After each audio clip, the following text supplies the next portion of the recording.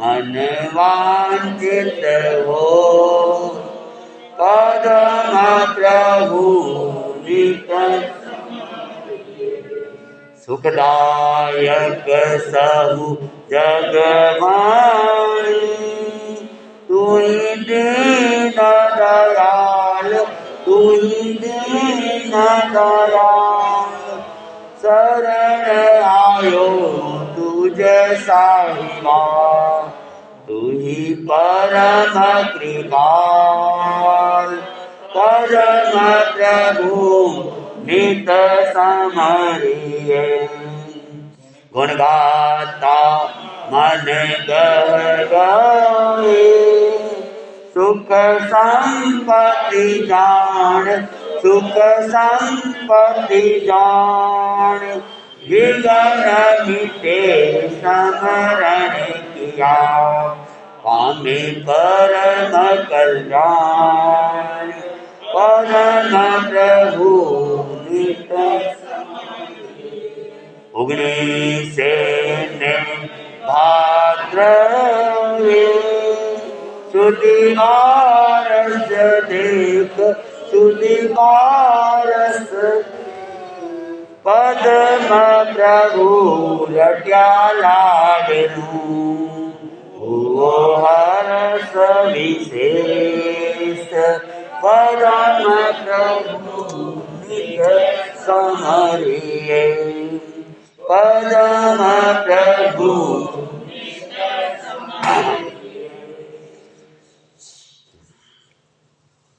एक दोहे के अंदर कहा गया है, आत्मशक्ति देखे बिना करता है जो काम। हाँ हाँ, करता है जो काम। वह मानव हर क्षेत्र में पछताता अविराम। बताया गया है कि बिना अपनी शक्ति को देखे कोई काम नहीं करना चाहिए। जो करे अपनी स्थिति को देखे, अपनी शक्ति को जाने पहचाने और उसके बाद करे। जो व्यक्ति देखा देखी करता रहता है तो उस व्यक्ति को फिर अंत में पश्चाताप ही करना पड़ता है। एक कहावत भी आती है कि पैर को उतना ही फैलाना चाहिए जितनी चद्दर है। चद्दर से ज़्यादा पैर फैलाएंगे तो फिर क्या होगा? फिर तो पैर बाहर ही रहने। तो ठीक वैसे ही कार्य करते समय भी वर्तमान का युग हम देख रहे हैं, आडंबर का युग बढ़ता जा रहा है और हर व्यक्ति देखा देखी करने में एक दूसरे से पीछे नहीं रहना चाहता। जबकि होना ये चाहिए कि समाज में जो आडंबर बढ़ रहा है, रूढ़ परंपराएं बढ़ रही है, उसे कैसे कम किया जाए। क्योंकि उन रूढ़ परंपराओं के कारण से समाज का एक बहुत बड़ा वर्ग परेशान भी हो जाता है। जिनके पास अत्यधिक धन है उन्हें तो कोई फर्क नहीं पड़ता, और जिनके पास नहीं है उन्हें भी विशेष फर्क नहीं पड़ेगा कि लोग कहेंगे भाई है ही नहीं, क्या करेगा। लेकिन जो मध्यम परिवार है वो पिस जाता है और उसके सामने एक विकट समस्या भी खड़ी हो जाती है। आचार्य तुलसी ने अनेक प्रयास किए कि समाज के अंदर ये रूढ़ परंपराएं खत्म हो जाए और आचार्य तुलसी ने मेवाड़ के अंदर उन रूढ़ परंपराओं को जब देखा तो एक नया आंदोलन प्रारंभ किया, जिसका नाम था, क्या नाम था? नया मोड़। और नया मोड़ के माध्यम से उन्होंने सामाजिक कुरूढ़ियों के ऊपर प्रहार किया था और विशेष करके मृत्यु भोज, घूंघट प्रथा, शादी ब्याहों में होने वाले ये अनावश्यक आडंबर, न जाने समाज की कितनी कितनी कुरीतियां थी जो इस नए मोड़ के कारण से उसमें परिवर्तन भी हुआ और काफी हद तक जो पुरानी प्रथाएं थी वे प्रथाएं रुक गई। लेकिन अब वापस देखा जा रहा है वे प्रथाएं तो रुक गई, तो अब नई नई दूसरी प्रथाएं चालू होने लग गई और वह की वह स्थिति पुनः कहते कि वही घोड़ा और वही मैदान। कुछ प्रथाएं बंद की गई तो कुछ नई प्रथाओं का प्रारंभ आजकल ज्यादा ही होने लगा और उसके अंदर जितना आडंबर हो रहा है उससे समाज की स्थिति ही विकट होती जा रही है, खतरे में बढ़ रही और न जाने ऐसी ऐसी कई चीजें हैं जो एक तरह से कहा जाए कि अश्लील है तो भी आश्चर्य वाली बात नहीं है, अतिशयोक्ति वाली बात नहीं है। और समाज का अधिकतर वर्ग ये जानता है और ये मानता है कि ऐसा नहीं होना चाहिए, लेकिन फिर भी न तो कोई पहल करना चाहता है और न कोई उस पर नियंत्रण कर सकता। तो प्रथाओं को यदि हम बढ़ाएंगे तो वे प्रथाएं समाज के लिए घातक ही सिद्ध होनी है। इसलिए कहा गया कि सामाजिक गतिविधियों के ऊपर भी धर्म का अंकुश जरूरी है, राजनीति के ऊपर भी धर्म का अंकुश जरूरी है। अगर धर्म का अंकुश राजनीति के ऊपर रहे तो राजनीति दूषित होने से बच सकती है और धर्म का अंकुश सामाजिक प्रथाओं के ऊपर रहे तो सामाजिक प्रथाएं भी दूषित होने से बच सकती हैं। लेकिन जब धर्म का अंकुश नहीं हो तो फिर उसे बचाया नहीं जा सकता। पुराने समय में पंचों की बैठक होती थी और उस बैठक के माध्यम से नियम बनाए जाते थे और वह नियम समाज के हित में बनाए जाते। लेकिन वर्तमान में बैठक होती भी है तो वह प्रभावी नहीं होती है, नियम बनते भी है तो नियम की पालना भी नहीं होती और इसलिए अब धीरे धीरे नियम बनने भी बंद से होते गए।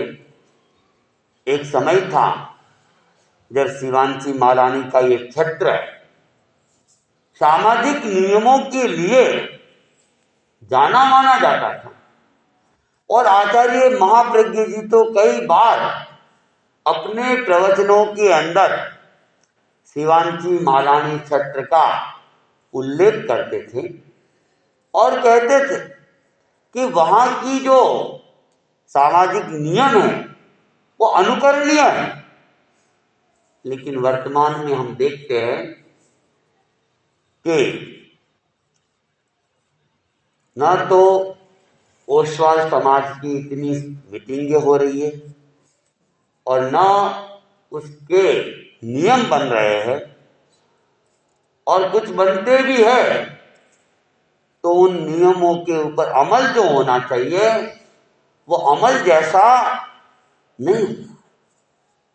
तो ये इस क्षेत्र के लिए भी देखा जाए तो ठीक नहीं है, और अध्यात्म की दृष्टि से भी देखा जाए तो वह भी ठीक।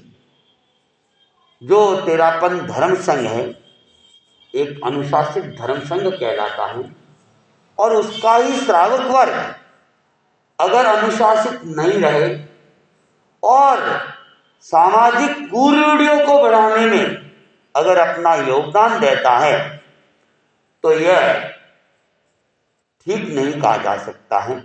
इसलिए ये चिंतन की जरूरत रहती है कि हम जो कुरीतियां है, लोग क्या कहेंगे ये सोचना भी छोड़ दें। लोग कुछ नहीं कहेंगे, लोग कहेंगे भी तो वो चर्चा 4 दिन की है, उसके बाद में वो चर्चा होने वाली नहीं है। हम देखते हैं, अगर हम याद करें पिछले मई महीने के अंदर कितनी शादियां हुई थी, किसने आडंबर किया था, कितना किया था, क्या किया था, कितना याद है क्या? या उससे आगे मार्च महीने में चले जाए, किसने क्या किया, आप कितना भी कर लोगे वह भी कोई याद रखने वाला नहीं है, और नहीं करोगे तो भी कोई ज्यादा याद रखने वाला 4-5 दिन चर्चा हो जाएगी, इसने ये किया वो किया वो किया, और बाद में सब विस्मृति के गर्त के अंदर है। और दूसरी बात एक और है कि जो ज्यादा आडंबर करता है, लोग जाते भी है और कहते फालतू का काम करे। लोग उल्टा दोनों तरफ भी बोलते, कहावत भी है, घोड़े के ऊपर चढ़ने वाले को भी कोसते हैं और पैदल चलने वाले को भी। ये तो समाज का नियम चलता रहेगा ऐसे ही। तो लोग क्या कहेंगे उसके पीछे भी हमें ये सब नहीं करना चाहिए। तो व्यक्ति अपनी शक्ति को देखे और उसके अनुसार काम करने का प्रयास करे तो कभी पछताना भी नहीं पड़ता है। पुराने जमाने में भी प्रथाएं चलती रहती थी। एक कहानी आती है कि किस प्रकार व्यक्ति देखा देखी करने की सोचता है, किस प्रकार पछताना पड़ता है। एक जाट था, नाम था तीलिया जाट, और उस तीलिये जाट की पत्नी का देहावसान हो गया, मृत्यु हो गई। और पुराने जमाने में एक प्रथा थी, कुप्रथा थी। वर्तमान में तो लोग कहते हाँ ऐसी ऐसी प्रथा होनी नहीं चाहिए। आज की प्रथा ये भी है, हो सकता है भविष्य में बंद हो जाएगी तो लोग कहेंगे मूर्ख थे लोग, समझदार कोई नहीं कहेगा। तो प्राचीन समय के अंदर कोई व्यक्ति मर जाता था तो अनेक अनेक जातियों के अंदर ये प्रथा थी कि उसकी पत्नी भी उसके पीछे सती हो जाए। तो वो जाट की पत्नी मर गई तो जाट ने देखा कि दुनिया में सतियां तो बहुत हुई है लेकिन आज तक सता कोई नहीं हुआ। सत्या तो हुई है लेकिन सता तो आज तक कोई नहीं हुआ है, तो मुझे नया इतिहास बनाना चाहिए, मैं सताऊंगा। लोगों को उसने कह दिया कि जैसे आदमी मरता है तो स्त्री सत्या होती है, ठीक वैसे ही मैं भी सताऊंगा, इसलिए आप मुझे मेरी पत्नी के साथ में जला दें। लोगों ने उससे समझाया, अरे ये क्या मूर्खता है, ऐसा कभी हुआ है क्या? कि नहीं हुआ, वही तो काम करना है क्या? मैं नया काम करूंगा, नया इतिहास बनाऊंगा।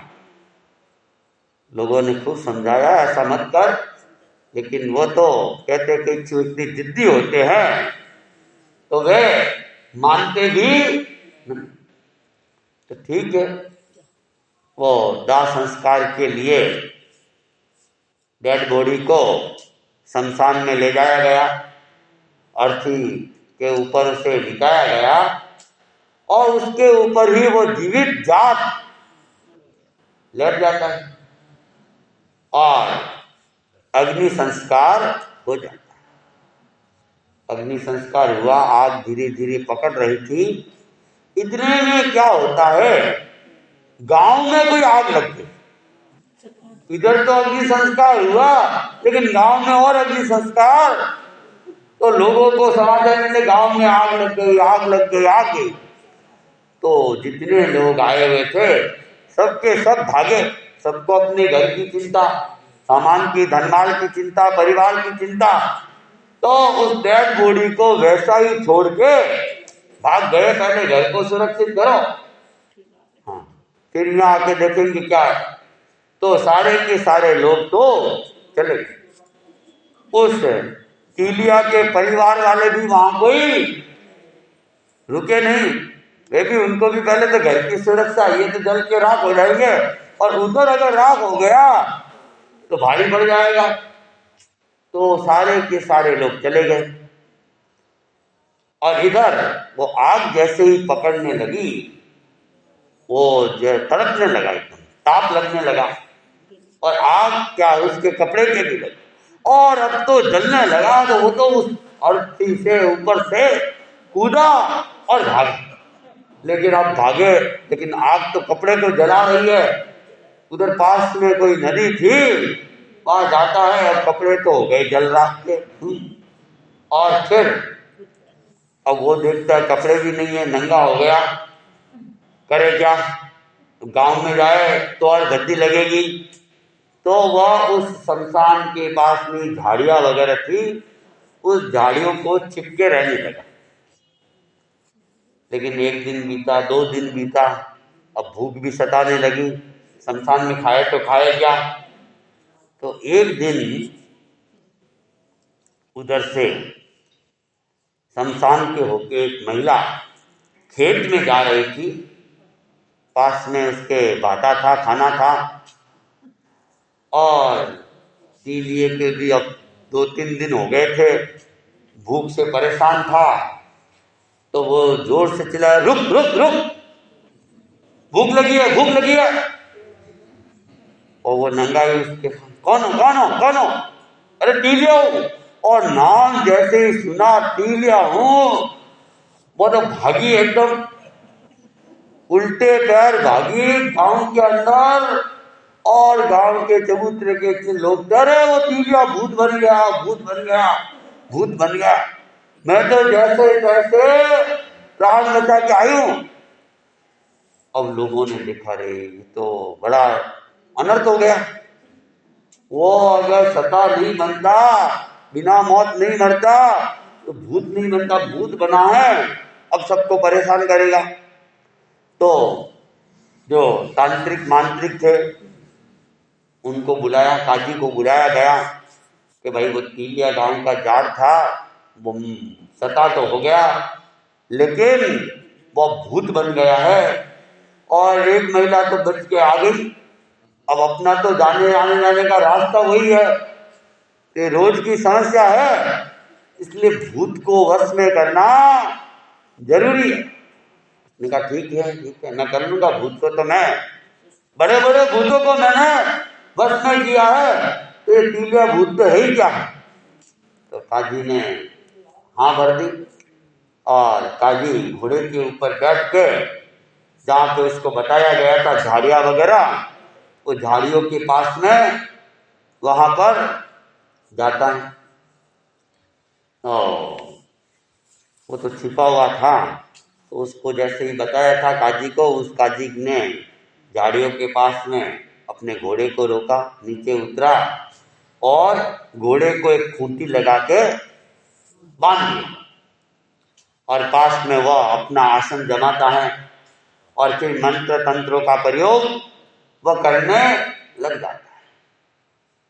और वो तीलिया जो छिपा हुआ था, उसने जब उसके मंत्र तंत्र वगैरह देखे तो वह उसके पीछे से आया, पीछे से आया और उसके कान पकड़ के कंधे के ऊपर बैठ जाता और जोर से उसके कान को मरोड़ता है और माथे के ऊपर लगाता है और वो कहता रहे भूत छोड़, भूत छोड़, भूत छोड़।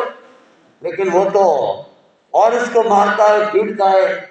जैसे तैसे वो गाजी तो जान बचा के उससे छुड़ाता है और वो घोड़े के ऊपर बैठ गया। अब घोड़े का खूंटा भी उसने खोला नहीं और घोड़े के ऊपर बैठ तो गया और घोड़े को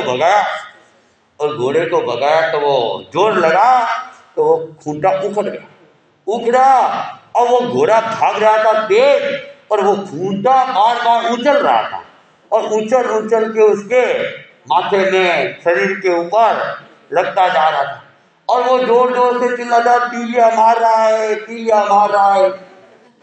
और पीछे तो वो देख नहीं रहा है।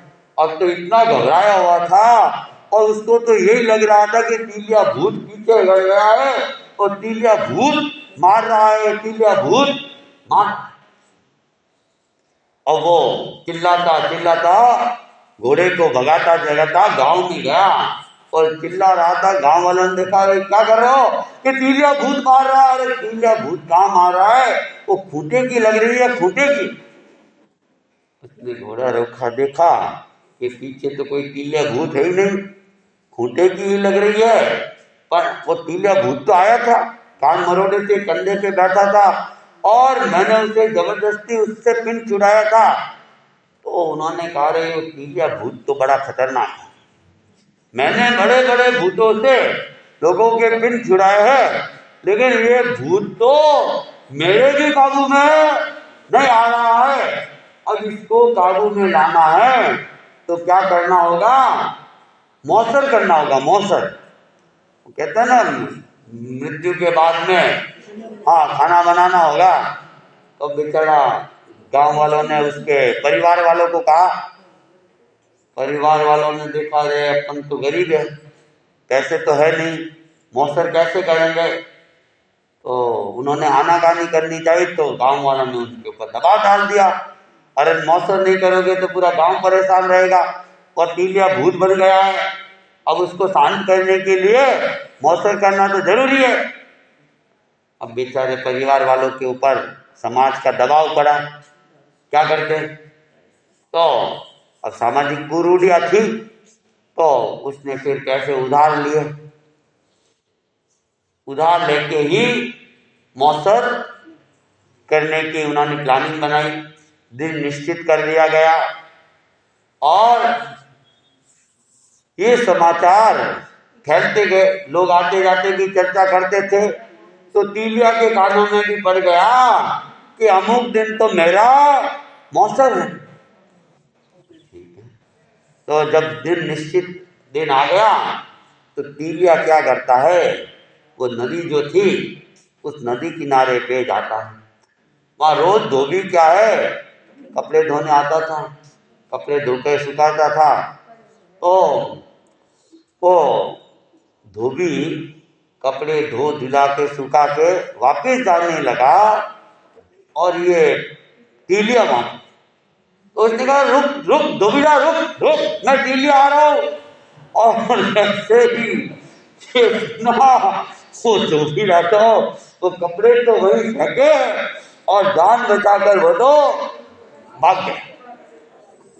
अब वो उसको तो कपड़ों की जरूरत थी, इतने दिनों से तो बिना कपड़े घूम रहा था जंगल में, अब गांव में जाना है।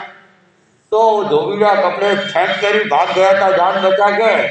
तो उसने कपड़े को खोला, कपड़े धोए हुए थे, अच्छे सफेद चमकदार कपड़ों को देखा और उन कपड़ों को उसने पहन लिया और एक लाठी हाथ में ले ली और वह गांव की तरफ गाँव में तब तक दिन चढ़ा हुआ ही था, खाना चालू हो चुका था, लोग खाना खा रहे थे और तीलिया को लाठी लेके, और दूर से देखा तीलिया आ रहा है, भूत भूत भूत, और तीलिया भूत आ गया, तीलिया भूत आ गया। वहां तो खाने में तितर बितर होने लग गए, लोग अफरा तफरी मच गई, लोग इधर उधर भागने लग गए। और उसने कहा रुको रुको, अरे क्यों भाग रहे हो? तो भूत भूत भूत।